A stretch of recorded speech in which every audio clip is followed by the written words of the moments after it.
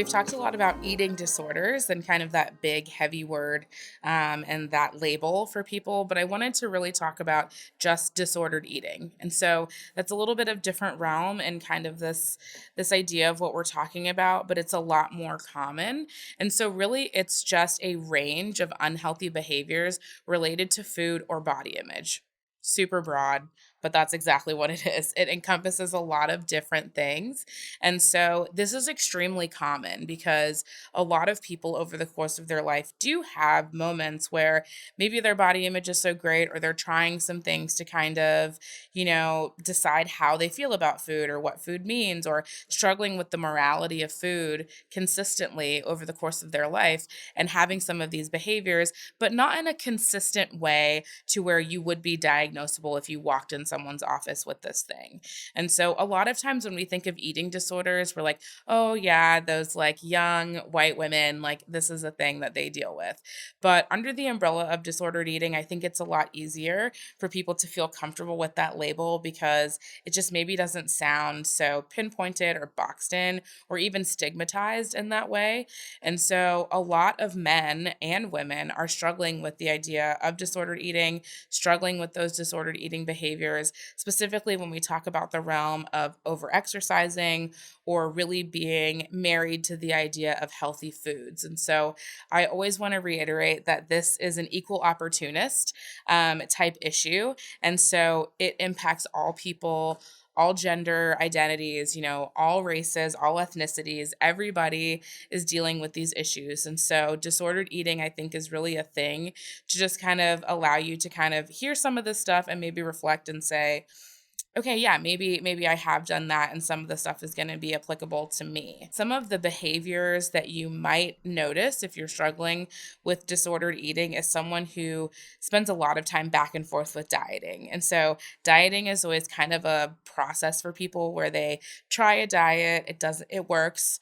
Then they're like, okay, this is good. They get to the point where they want, go back to kind of like their normal life. And then maybe their body changes in a way that they don't like and then they go back on that diet. And so that consistent back and forth with dieting is basically disordered eating behaviors because most diets require some sense of restriction, and any kind of restriction from any kind of food is an unhealthy relationship with food. It's an unhealthy behavior towards food. So, diets in and of themselves tend to really romanticize disordered eating and encourage those behaviors. So, if that's something that you've been dealing with a lot, then you're probably someone that like fits in this category.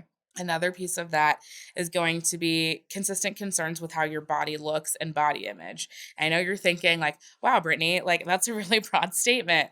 Yeah, everybody deals with this. Everybody has days where they wake up and they're just kind of like, oh, I'm not feeling it today, or nothing feels like it fits right, or looks good, or those kinds of things. If that's a persistent thing throughout your life and you find that there are moments in your life where it takes over other things, then again, this is something that you kind of want to be concerned about.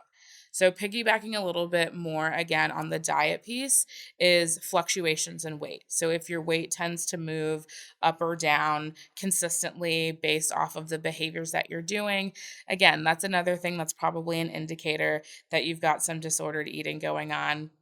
And again, that's kind of normal in those behaviors. And so, obsessing about your weight, obsessing about the things that you eat, having very strict rules, again, throughout your life and times of your life, those are going to be signs of disordered eating. And so, again, these are things that really kind of could lead to what we would call like a full blown eating disorder, something that meets a very specific criteria.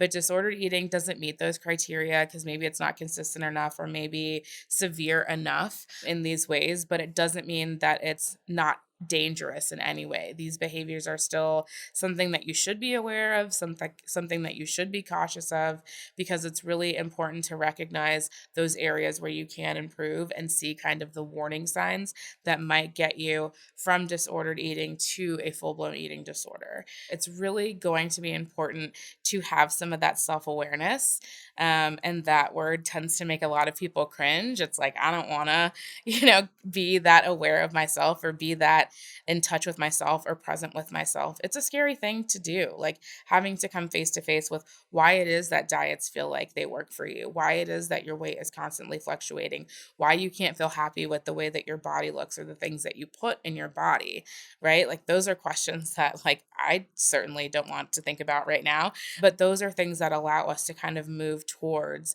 a healthier relationship with food that allows you to have more freedom in your life. And so that's the word that I really want to encourage you to think about when you're just kind of thinking about disordered eating or eating disorders and why it matters to kind of step away from those things is the freedom.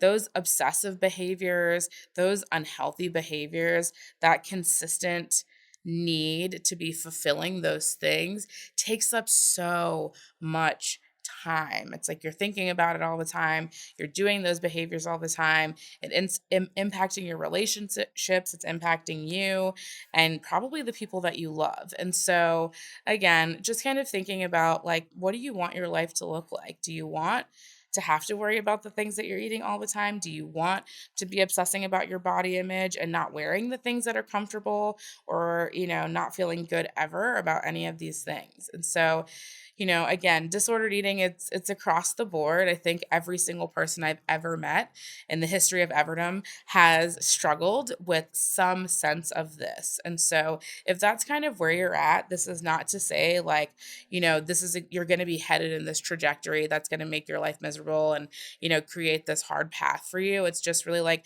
oh, maybe I can take a step back and find some areas to allow me to be a little bit more successful or maybe just feel a little bit better day to day, kind of remove some of that shame and guilt, those very heavy emotions that we carry with us around disordered eating, around food, around our bodies, and just allow you to just feel happier overall.